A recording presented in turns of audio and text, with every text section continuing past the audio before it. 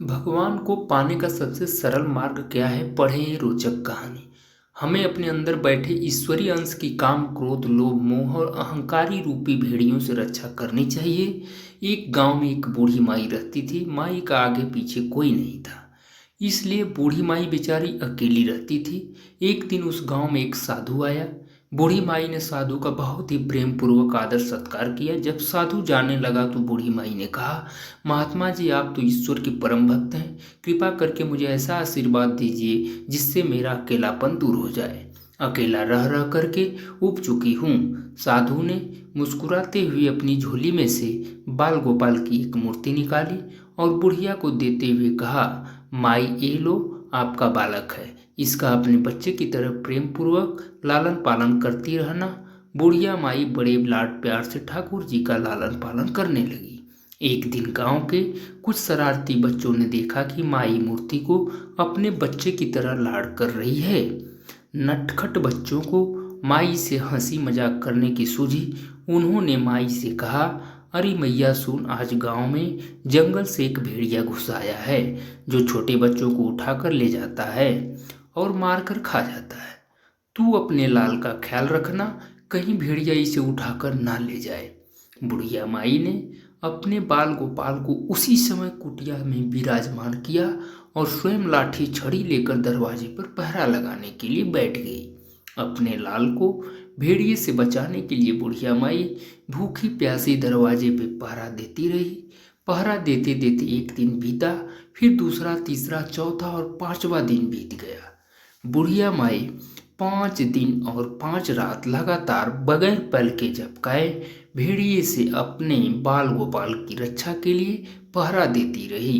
उस भोली भाली मैया का यह भाव देखकर ठाकुर जी का हृदय प्रेम से भर गया। अब ठाकुर जी को मैया के प्रेम का प्रत्यक्ष रूप से आस्वादन करने की इच्छा हुई। भगवान बहुत ही सुंदर रूप धारण कर वस्त्राभूषणों से सुसज्जित होकर माई के पास आए। ठाकुर जी के पांव की आहट पाकर माई डर गई कि कहीं दुष्ट भेड़िया तो नहीं आ गया मेरे लाल को उठाने।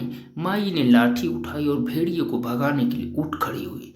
तब श्याम सुंदर ने कहा, मैया, मैं हूँ, मैं तेरा वही बालक हूँ जिसकी तुम रक्षा करती हो। माई ने कहा, क्या? चल हट, तेरे जैसे बहुत देखे हैं, तेरे जैसे सैकड़ों अपने लाल पर न्यौछावर कर दूं। अब ऐसे मत कहियो, चल भाग जा यहाँ से। ठाकुर जी मैया के इस भाव और एक निष्ठता को देखकर बहुत ज्यादा प्रसन्न हो गए। ठाकुर जी मैया से बोले, अरे मेरी भोली मैया, मैं त्रिलोकीनाथ भगवान हूँ। मुझसे जो चाहे वो वर मांग ले, मैं तेरी भक्ति से प्रसन्न हूँ। बुढ़िया माई ने कहा, अच्छा आप भगवान हो, मैं आपको 100 प्रणाम करती हूँ। कृपा कर मुझे यह वरदान दीजिए कि मेरे प्राण प्यारे लाल को भेड़िया न ले जाए। अब ठाकुर जी और ज्यादा प्रसन्न होते हुए बोले, तो चल मैया, मैं तेरे लाल को और तुझे अपने निज धाम लिए चलता हूँ। वहाँ भेड़िए का कोई भय नहीं है। इस तरह प्रभु बुढ़िया माई को अपने निज धाम ले गए। इस कहानी से शिक्षा मिलती है कि हमें अपने अंदर बैठे ईश्वरी अंश की काम, क्रोध, लोभ, मोह और अहंकार रूपी भेड़ियों से रक्षा करनी चाहिए।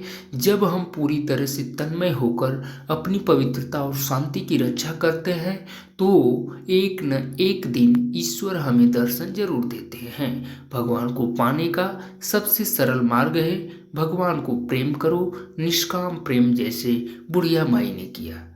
तो सत्य मार्ग पर चलने का यही रास्ता है।